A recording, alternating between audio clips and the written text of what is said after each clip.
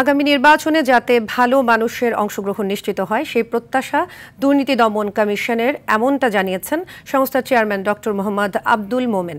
সকালে রাজধানীর সেগুনবাগিচায় দুর্নীতির বিরুদ্ধে তারুণ্যের একতা গড়বে আগামীর শুদ্ধতা, এই প্রতিপাদ্য নিয়ে দিনব্যাপী আন্তর্জাতিক দুর্নীতি বিরোধী দিবস 2025 উদযাপনের উদ্বোধনী অনুষ্ঠানে তিনি এসব কথা বলেন। ব্যাপক উদ্দীপনার মাধ্যমে দিবসটি উদযাপনের লক্ষ্যে দুর্নীতি দমন কমিশন বিভিন্ন কর্মসূচি গ্রহণ করেছে। কেবল বাংলাদেশ থেকেই নয়, যেহেতু এটি একটি আন্তর্জাতিক দিবস, বিশ্ব থেকে দুর্নীতি ধীরে ধীরে বিলয়ে প্রাপ্ত হবে। আপনাদের সবাইকে অনেক ধন্যবাদ।